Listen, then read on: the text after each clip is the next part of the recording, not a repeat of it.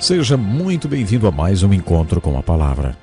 Iniciamos este curso com o estudo do livro de Gênesis. E hoje iniciaremos o estudo do último livro da Bíblia, o livro do Apocalipse. Muitos dos nossos ouvintes esperaram por esse livro desde que começamos a estudar a Bíblia. Existem várias razões para o livro do Apocalipse, entre todos os 66 livros da Bíblia, ter sido colocado como o último livro. Uma das razões é que este é o livro mais difícil de ser entendido. O requisito básico para entender o Apocalipse está nos outros 65 livros da Bíblia. Veremos o porquê daqui a pouco.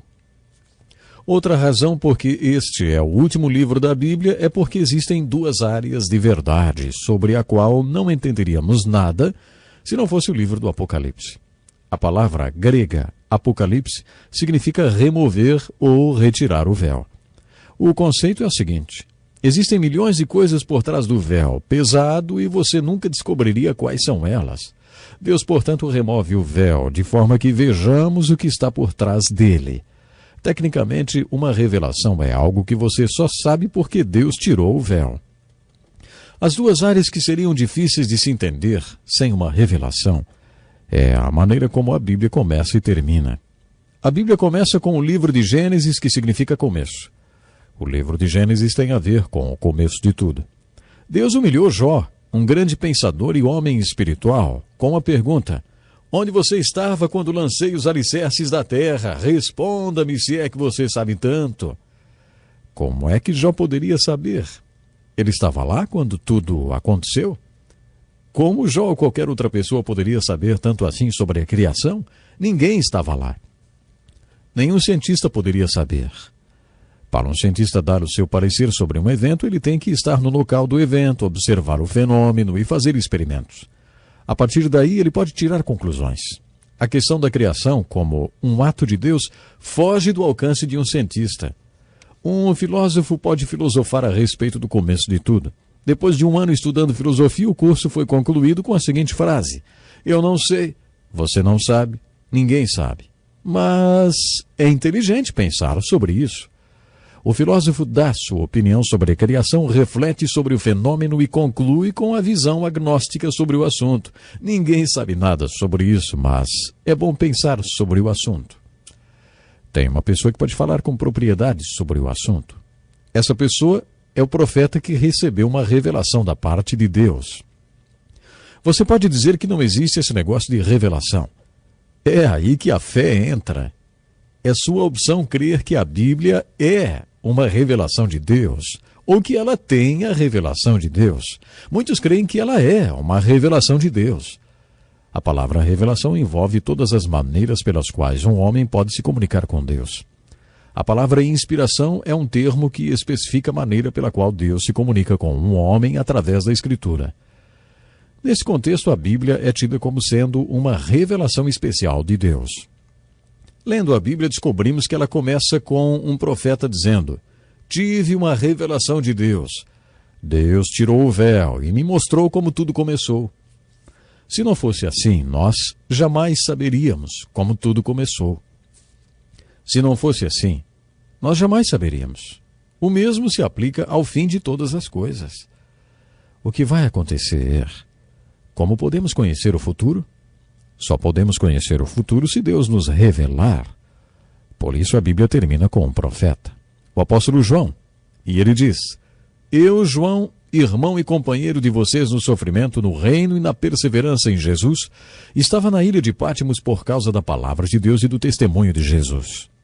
No dia do Senhor, que é o primeiro dia da semana, achei-me no Espírito e ouvi por trás de mim uma voz forte, como de trombeta, que dizia: escreve, pois, as coisas que você viu, tanto as presentes como as que acontecerão. A Bíblia começa com uma revelação de como tudo começou e termina com uma revelação de como tudo vai acabar. Antes de começarmos o estudo deste livro, quero passar uma tarefa para você. A parte mais importante do nosso curso vai começar daqui a pouco. Depois, quando você terminar o curso conosco, vai começar o seu próprio estudo da Bíblia. Agora pegue uma folha de papel e faça uma coluna. Coloque um título para esta primeira coluna. Escreva: sinal. Preste atenção no início do livro do Apocalipse. Diz assim: revelação de Jesus Cristo, que Deus lhe deu para mostrar aos seus servos o que em breve há de acontecer. Ele enviou o seu anjo para torná-la conhecida ao seu servo João, que dá testemunho de tudo que viu, isto é, a palavra de Deus e o testemunho de Jesus Cristo. A tradição conta que João foi jogado no óleo quente, mas não morreu. Havia rumores de que ele jamais morreria, porque Jesus tinha dito a Pedro: se eu quiser que ele permaneça vivo até que eu volte, o que lhe importa? Por isso dizem que quando cozinharam João no óleo fervendo, e ele não morreu, decidiram colocá-lo na ilha de Patmos até que ele morresse por lá. Alguns dizem que ele ficou lá sozinho, outros que trabalhou nas minas de sal, realizando trabalhos forçados. Não podemos afirmar com certeza porque essas informações baseiam-se na tradição. Mas o que sabemos com certeza é que em algum momento João foi parar na ilha de Patmos como prisioneiro por causa da sua fé. Sabemos disso porque foi o que ele declarou no primeiro capítulo do seu livro. João recebeu uma revelação de Jesus Cristo. Deus tirou o véu e revelou a João alguma coisa. Atente para o detalhe que João não fala revelações no plural, mas no singular. Revelação de Jesus Cristo. Não houve várias revelações, apenas uma. Esta foi uma revelação de Jesus e significava para João algo muito especial. Esta palavra significada está ligada a signos ou sinais. Isso quer dizer que foi transmitida a João através de uma linguagem de sinais. Os judeus pediam sinais. Eles tinham uma linguagem de sinais muito bonita. E no livro do Apocalipse temos uma compreensão melhor dessa linguagem. João sempre escreveu na forma de sinais. Foi assim que ele escreveu seu evangelho. O livro do Apocalipse é um livro de sinais. Faça uma lista destes sinais na primeira coluna à medida que você lê o Apocalipse.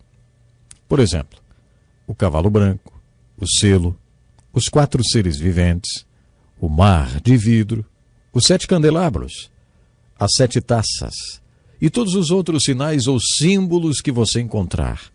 Anote. Como nome da segunda coluna, coloque revelação pessoal.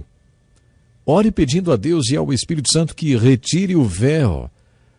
Retire o véu para você e mostre o que todos esses sinais do Apocalipse significam. E então escreva o significado na segunda coluna. Estes símbolos ou sinais são bíblicos e muitos são encontrados em outras passagens da Bíblia. Se você os encontrar em outros livros bíblicos e compreender o significado deles, poderá aplicar o mesmo significado no livro do Apocalipse. Como título da terceira coluna, escreva assim: a palavra. Nesta coluna, faça uma lista das outras referências bíblicas que citam estes símbolos. Uma concordância bíblica será de grande ajuda para você. Existem vários comentários publicados sobre o livro do Apocalipse, escritos por pessoas que acreditam ter recebido do Espírito Santo a interpretação para tais sinais. Na próxima coluna, escreva o significado dos sinais dado por outros comentaristas.